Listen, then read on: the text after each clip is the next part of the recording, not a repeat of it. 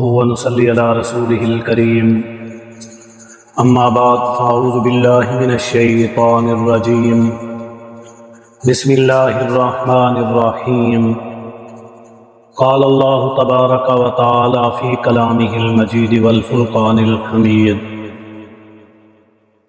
الحج أشهر معلومات فمن فرض فيهن الحج فلا رفث ولا فسوق ولا جدال في الحج وما تفعلوا من خير يعلمه الله وتزودوا فإن خير الزاد التقوى واتقون يا أولي الألباب صدق اللہ العلی العظیم۔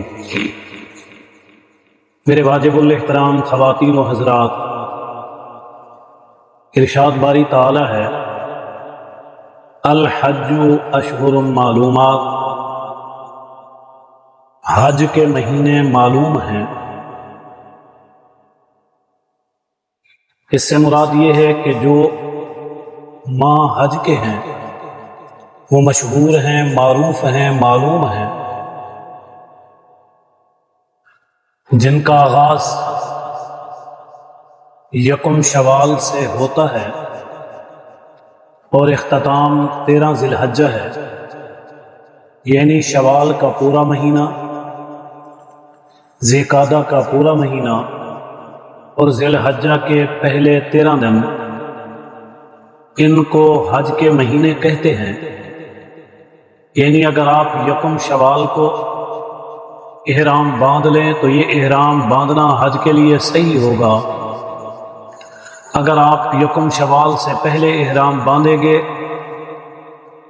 وہ احرام باندھنا ٹھیک نہیں، مکروہ ہے۔ اس لیے ان کو حج کے مہینے کہا گیا کہ آپ احرام باندھ کر سفر حج کر سکتے ہیں۔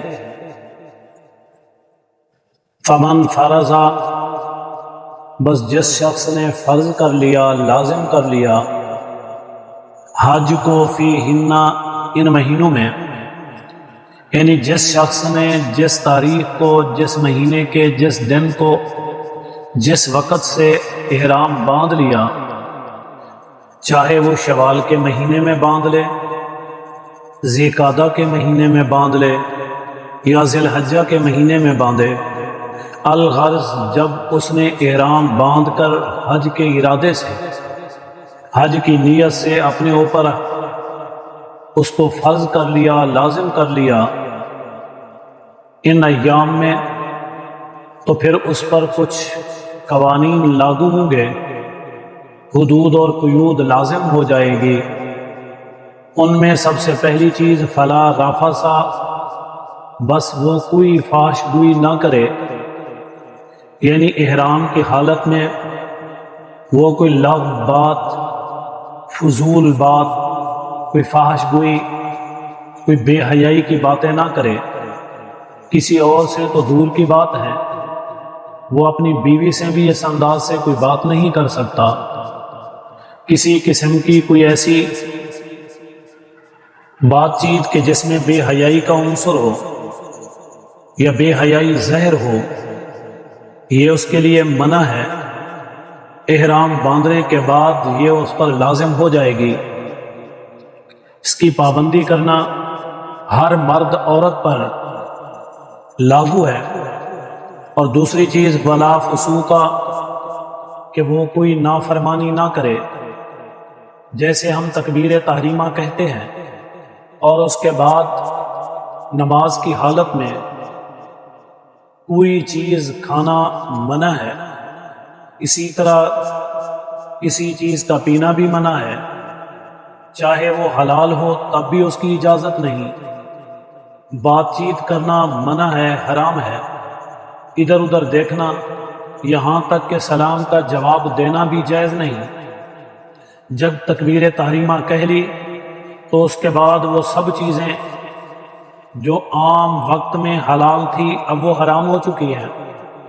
اس لیے احرام باندھنے کے بعد جو چیزیں حرام تھیں وہ تو ویسے ہی حرام ہیں، لیکن جن چیزوں سے عام دنوں میں جائز تھی، مثلاً سر پر کپڑا پہننا احرام کی حالت میں جائز نہیں، اسی طرح مونچھیں کٹوانا احرام کی حالت میں جائز نہیں، ناخن کٹوانا احرام کی حالت میں جائز نہیں، پورے جسم کے کسی بھی بالوں کو کاٹنا احرام کی حالت میں جائز نہیں۔ اسی انداز میں احرام کی حالت میں اس انسان کے لیے کوئی مچھر مارنا، یہاں تک کہ اپنے جسم پر کوئی جوں رینگ رہی ہے اس جوں کو مارنا بھی جائز نہیں۔ الغرض ہر ایک انداز سے اس پر پابندی ہے کہ وہ کوئی بھی ایسی نافرمانی نہیں کر سکتا جو کہ عمومی طور پر جائز ہے، اب وہ منع کر دی گئی۔ سلے ہوئے کپڑے تک نہیں پہن سکتا۔ فرمایا ولا جدال فی الحج، حج کے دوران وہ کوئی جھگڑا نہ کرے، یعنی جھگڑا کرنے کی بھی اجازت نہیں ہے۔ جھگڑا کرنا ویسے بھی برا ہے، لیکن حج کے ایام میں وہ کسی قسم کا کوئی جھگڑا کرنا، کسی سے لڑنا، کوئی شکار کھیلنا، کوئی ایسا کام کرنا کہ جس کی وجہ سے جھگڑے کا امکان پیدا ہو جائے، اس کی اجازت نہیں ہے۔ اس لیے کہ شریعت نے یکسوئی کے ساتھ اللہ تعالیٰ کی اس عبادت کو پورا کرنے کا حکم دیا ہے، تو اس کے اندر ان چیزوں کی پابندی کرنا لازم ہے، کیونکہ وہاں پر بہت زیادہ رش ہوتا ہے، بہت سارے مسائل، حالات، مشقت کا سامنا کرنا پڑتا ہے، اور بڑی حد تک یہ چانس ہوتا ہے کہ انسان غصے ہو، ناراض ہو، لڑائی اور جھگڑا کرے، لیکن وہاں پر اپنے آپ کو قابو میں رکھنا ہے، اپنا خیال کرنا ہے کہ کوئی ایسا کام نہ ہو جس سے اللہ کی نافرمانی ہو جائے۔ فرمایا وما تفعلوا من خیر یعلمہ اللہ، اور جو کچھ تم کرو گے اچھے کاموں میں سے اللہ تعالیٰ اس کو جانتے ہیں، تمہارے ہر اچھے کام سے اللہ کی ذات واقف ہے۔ فرمایا وتزودوا، اور زاد خرچ اپنا تیار رکھو، پورا رکھو، کہ اس کے لیے کوئی پریشانی، کوئی مسئلہ، کسی سے مانگنا، سوال کرنا، کسی اور کو تنگ کرنا، کسی اور کے لیے مشقت پیدا کرنا، اس کی کوئی اجازت نہیں۔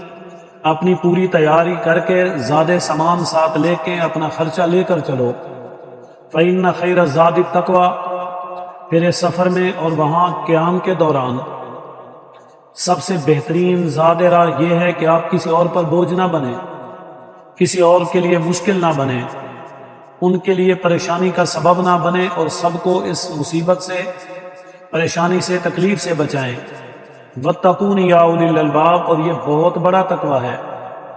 جیسے اللہ تعالیٰ کے حقوق کو پورا کرنا ہے، اسی طرح حقوق العباد، بندوں کے حقوق کو بھی پورا کرنا ہے۔ فقط یہ نہیں کہ یہ عبادت حقوق اللہ ہے تو اسی ایک حقوق اللہ کی ہی پابندی کرنی ہے، باقی حقوق العباد میں سب کو پریشان کرنا ہے، اس کی کوئی اجازت نہیں۔ اس لیے فرمایا وَاتَّقُونِ يَا أُولِي الْأَلْبَابِ، عقل والوں کے لیے سب سے بہترین تقویٰ، پرہیزگاری یہ ہے کہ وہ اوروں کو پریشانی سے بچائیں۔